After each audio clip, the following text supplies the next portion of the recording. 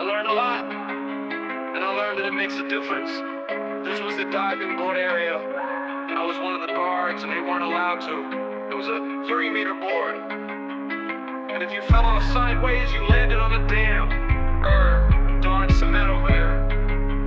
And Cornpop was a bad dude, and he ran a bunch of bad boys, and I did it back in those days to show how things have changed. One of the things you had to use, if you used pomade in your hair, you had to wear a baby cap. And so he was up on the board and wouldn't listen to me.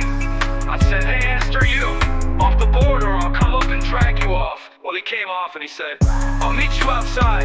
My car in this was mostly, these were all public housing behind us. My car, there was a gate on here. I parked my car outside the gate and he said, "I'll be waiting for you." He was waiting for me with 3 guys with straight razors, not a joke. There was a guy named Bill Right Mouse, the only white guy, and he did all the pools.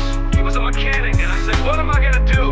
And he said, "Come down here in the basement where mechanics, all the mechanics, where all the pool builder is.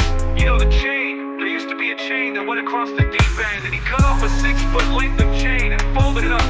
And he said, you walk out with that chain, and you walk to the car and say, you may cut me, man, but I'm gonna wrap this chain around your head." I said, "You're kidding me." He said, "No, you don't come back." And he was right. So I walked out with the chain, and I walked up to my car. And in those days, you remember the straight razors, you had to bang them on the curb, getting them rusty, putting them in the rain barrel, getting them rusty. And I looked at him, but I was smart. Then I said, "First of all," I said, "when I tell you to get off the board, you get off the board, and I'll kick you out again, but I shouldn't have called you Esther Williams." And I apologize for that. I apologize, but I didn't know that apology was gonna work. He said, "You apologize to me?" I said, "I apologize, but not for throwing you out, but I apologize for what I said." He said, "Okay."